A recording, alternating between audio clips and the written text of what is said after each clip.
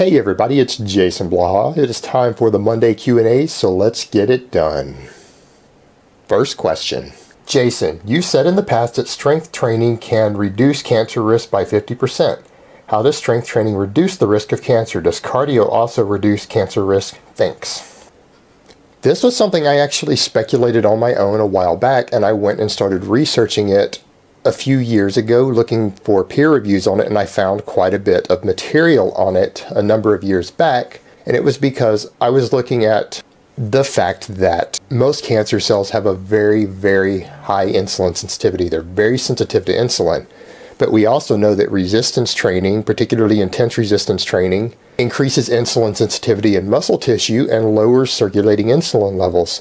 In fact, it does so better than controlling your diet.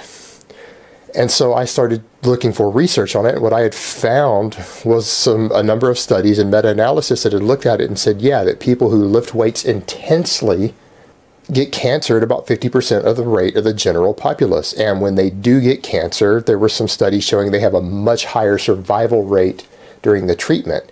And it makes sense from that perspective. And there has also been some studies that show that the more muscle mass a man possesses, the lower his cancer rates. And that makes sense from the same perspective, because cancer cells, particularly tumors, when they're first trying to start, we all get cancer cells. Most of you may not be aware of this, we all get cancer. Your body fights it before it grows into a significant sized tumor. Having a higher amount of muscle mass will give you more of a sponge. You have more competing tissue that is competing for the insulin and circulating blood sugar with the tumors. It makes it harder for them to grow. If they're growing slower because they're getting less food and calories, your body can fight them off easier. It's quite simple. Does cardio do this? Yes, but to a much lesser extent. It will not do it to the degree that weight training will do it. Higher intensity cardio is probably better for it, but any physical activity will help. But resistance training, particularly resistance training that puts muscle on you, seems to do it the best for very obvious reasons. All right, next question. I had several people ask this, so I just picked one out of the several people asking about this. What is your honest opinion on pre-workout supplements? What, if any, do you consider a useful one? Cheers. I don't really have a high opinion of pre-workout supplements. People are free to do as they want. A lot of them are drugs. They're generally stimulants.